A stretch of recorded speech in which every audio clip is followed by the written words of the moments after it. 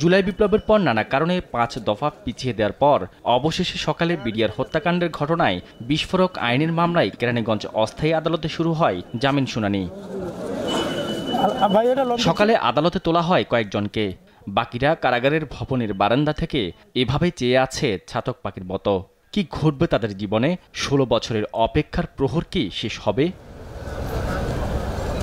দীর্ঘ প্রায় ৪.৫ ঘন্টার অপেক্ষা।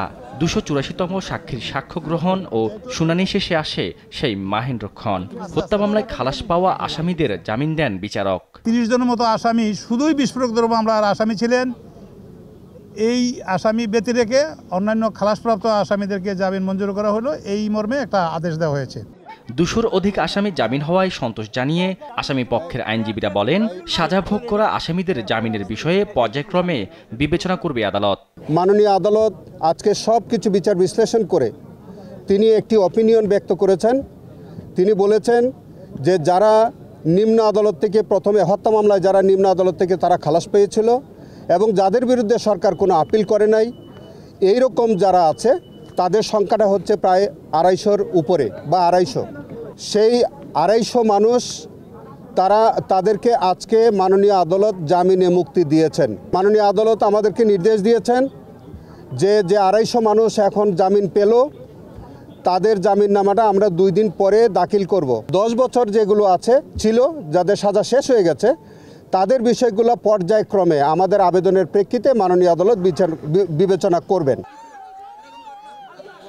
এদিকে জামিন শুনানিতে দেশের বিভিন্ন প্রান্ত থেকে ছুটে আসেন স্বজনরা। জামিন হওয়ায় আনন্দে আবেগ আপ্লুত হয়ে কান্নায় ভেঙে পড়েন অনেকে। স্বজনদের দাবি, যাদের জন্য ১৬ বছর হারিয়েছে তাদের স্বজনরা, তাদের বিচারের আওতায় আনা হোক। আজকে আমাদের জয় হয়েছে, আজকে সত্যের জয় হয়েছে। আমার বাবা যে নির্দোষ ছিল, আমার বাবা কোনো দোষ করে নাই, আজকে তার প্রমাণ হয়েছে আমার বাবা কোনো দোষ করে নাই।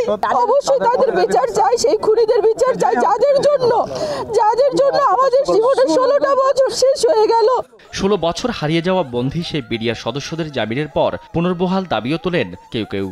নিরপরাধ নির্দোষ বিডিআরদেরকে এখন চাকরিতে পুনর্বহাল করে পূর্বের সুযোগ সুবিধা অক্ষুণ্ণ রেখে এবং যদি হত্যা মামলাগুলোকে থেকে খালাস দিয়ে আমাদেরকে পুনরায় এই রাষ্ট্র যেন বিবেচনা করে, আমরা যেন সীমান্তের লোক আবারও আমরা বাংলাদেশ রাইফেলস চলে যেতে পারি। আলোচিত এই বিডিআর বিস্ফোরক মামলার সাক্ষ্য গ্রহণের পরবর্তী শুনানি 10 ফেব্রুয়ারি।